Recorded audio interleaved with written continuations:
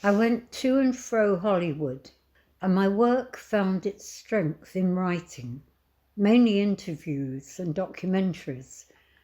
I came up with an idea that was made, but most of my books went into option, and with that, I stayed in the profession. I never overstayed my visits to Tinseltown. On the move, hard-working, I had what they called legs.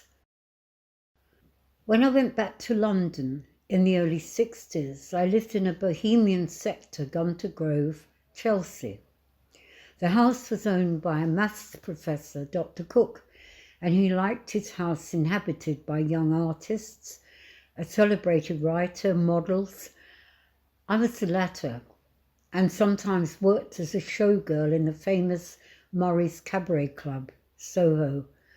I would work for a few weeks, then go off to repertory theatre or abroad in festivals.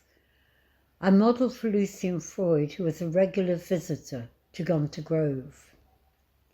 Chelsea was the place to be. No one had any trouble knowing where it was. One night after the Murray's show ended, it was 3:30 a.m, I went with one of the dancers to a place called Primrose Hill. We were to drop in at a party. Rock stars lived there because it was cheap. Also, I could get a studio flat for half the Chelsea price. The cab driver suddenly pulled to a halt. Primrose Hill? Surely you mean Lavender Hill? We did not. There is no such place. He stopped the engine. The dancer told him to drive on. You can't miss it. The place is on a hill. Primrose Hill? No one's ever heard of it. And the driver told us to get out. We stopped by some night workmen digging the street, and they told us to go back to Soho, which was our sort of place. On the way south, I suddenly saw a fading sign, and for a moment it could have been Primrose. In the early 70s, I went back to the elusive hill, and this time it had a name. It was daytime, and I wanted to see what my artist friend found so interesting that he came every day to paint. Primrose Hill gave a powerful, marvellous view of London. But the patch of countryside was empty and unkempt. The grass was uncut. There were no people, just 5 wild dogs running in circles on the top of the hill. That was all there was of the place. It was not Lavender Hill. A new century, and I was living now in a rental in Primrose Hill. It was about the time of The Lady in the Van filming that I moved into the house that had belonged to Friedrich Engles in the 19th century. He had apparently a lively social life and found Primrose Hill special and enhancing. Some of these qualities still remained. He was a revolutionary philosopher and activist who had worked with Karl Marx on the Communist Manifesto. In his flat, Geoffrey and I and others were rehearsing a play about the life of the artist Edvard Munch. Because he too could be considered a revolutionary, we did wonder if he also came to this house. He would surely have been welcomed. Munch family descendants involved with the play thought it most unlikely. It would have been more probable that they would have met in Paris at the Café de la Régence, a bohemian hub of lively discussion since the 1600s, famous for its chess. It was a surprise how famous Engles was, and a plaque on the wall drew many people to the door. It's clear when you enter this room that it has a powerful atmosphere. It's possible to imagine the gatherings which happened 150 years ago. Engles came from a wealthy German family, and he could afford to entertain famously.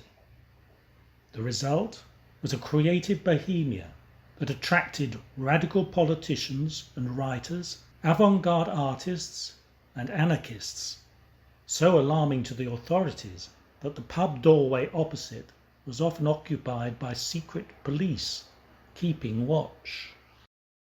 Although earlier in the century he had been sent by his family to work in their Manchester factory, Engles continued to pursue his own social and radical agenda, researching living conditions of workers who only a brief while earlier would have been living on farms. The mass movement of rural populations to the new urban industries led to poverty and disease, which spread easily through the overcrowded tenements.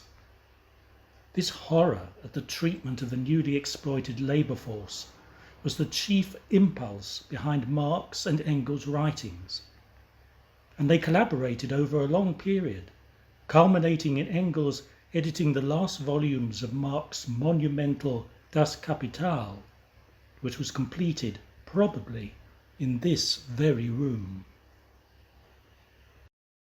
The house was part of a new upmarket housing development by Lord Southampton in the 1840s on what had been open land. The coming of the railways confirmed this radical shift to a new landscape of steam and steel. You can still stand by his library window and see what Engels would have seen: the pub opposite and the lower slopes of Primrose Hill itself, the landmark viewpoint which eventually gave its name to the whole area. The Chalk Farm Tavern, over 250 years old, now the famous Lemonia restaurant. It was precisely this drive to expose the hidden which marked the paintings of Edvard Munch. He drew on his own family, his relationships, his personal pain. We found Engels' home effective for rehearsing this Munch play. A noted British actor hosted the read-through, which was well received. It was midnight. The man upstairs couldn't stop the motorbike speeding down the steep hill onto the main street. A collision came next. Unable to exert any influence, he called the police. The one who answered said they couldn't come out for a mere joyride.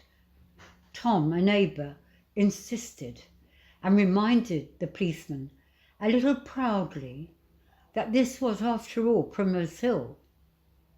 The policeman replied, "And where is Primrose Hill?"